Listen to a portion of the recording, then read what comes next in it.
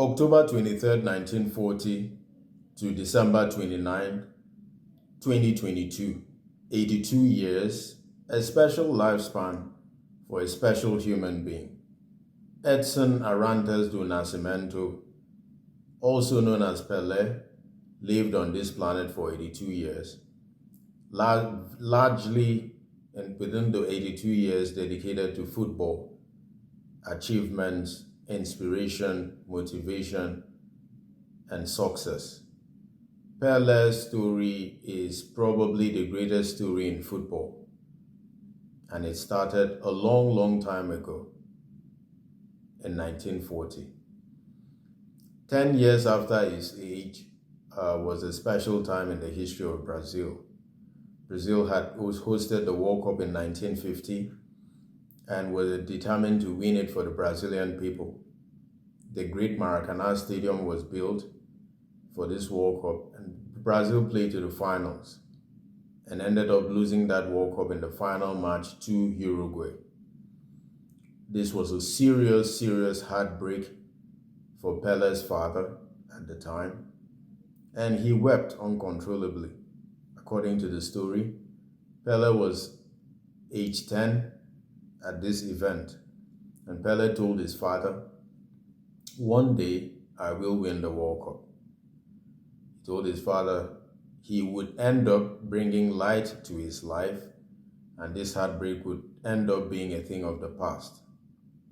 True to his words, fast forward 8 years, 1958 in Sweden, the Brazilian team with Gilmar Santos, with Vava, Didi, the great Mario Zagallo, and the great Garrincha lined up in Sweden, inspired by Pele, who did not play the earlier games of that tournament, went on to win the World Cup for the first time for the people of Brazil, fulfilling his prophecy in 1950.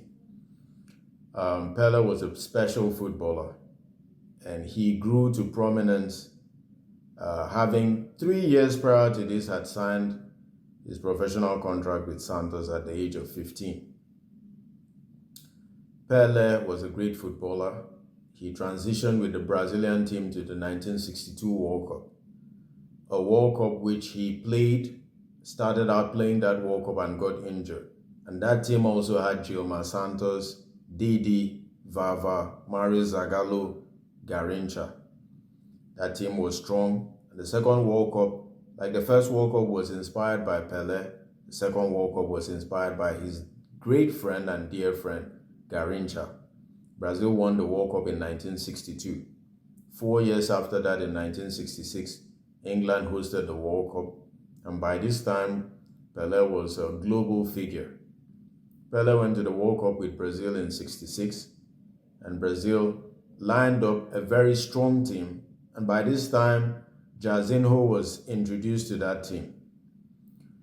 Brazil played Portugal in the group stages in a game where Pele was hacked. There were so many hatchet men going after Pele, and he got injured in that game. Brazil did not end up qualifying out of the group and were knocked out in the group stages. Pele was iconic because a year after that, Nigeria at this time were also suffering a bloody civil war. But Santos had to play the Nigerian national team in Lagos, and there was a truce, 48-hour truce. There was a pause for the war so people could watch Pele play in Lagos in a game that was tied 2-2, and Pele scored 2 goals and received an applause. And until this day, is still a key point in history that a footballer with his special team from Brazil had to pause a civil war in a great West African country, Nigeria, in 1967. 3 years after that, in 1970 in Mexico, there was another World Cup, and Pele, this time with an even stronger Brazilian team, one that is labeled the greatest national team of all time.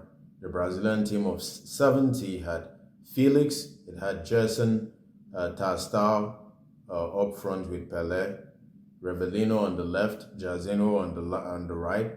It had Gerson and Clodoaldo in midfield, Carlos Alberto Torres bumping down as a flying right fullback, and of course the safe hands of the goalkeeper Felix.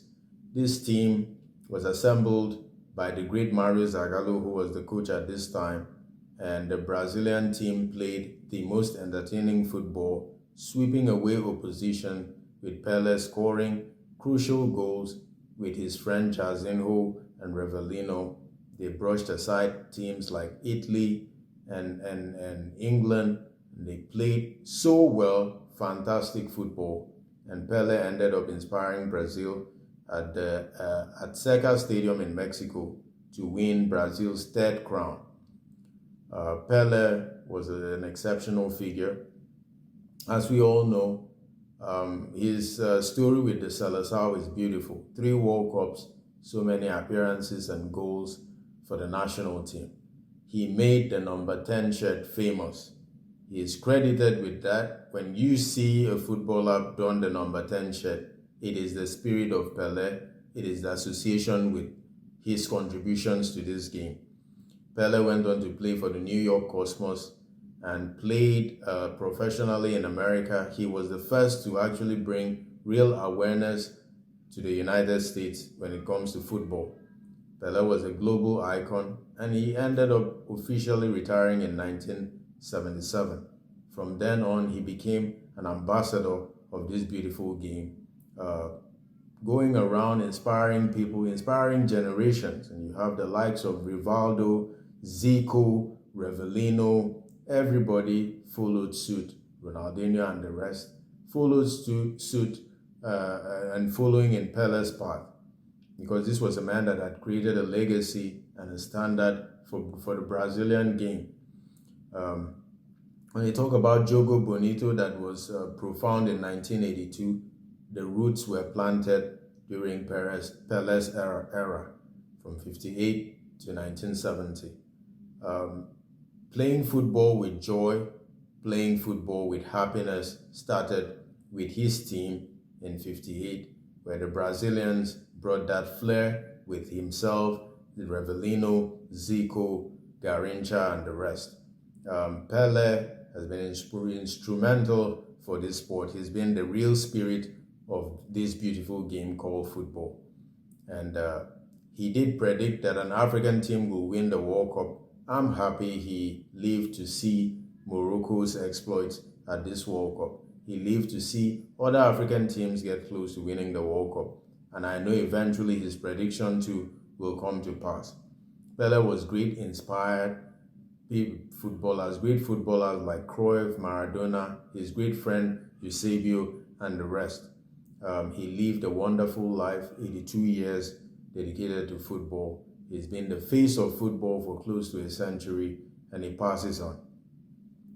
Pele enjoyed a flair with football, even encouraged dancing in football, told Vinicius Jr., please keep dancing.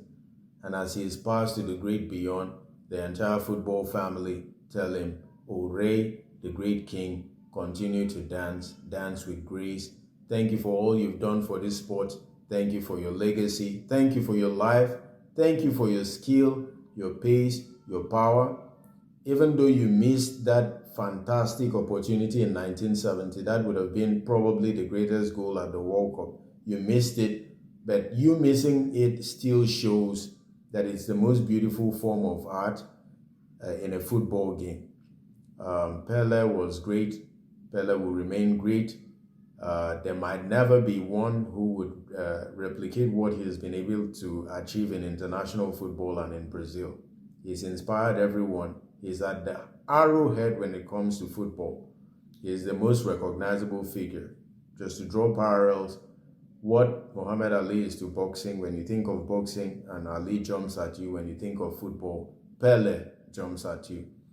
He is the gold standard, and he will remain the king. So we, the football family, we pray strength upon his family. We pray strength to the people of Brazil. We pray strength to the entire football community. And we say, O Rey, the great king, keep dancing as you dance to the great beyond. Rest in peace. Edson Arantes do Nascimento.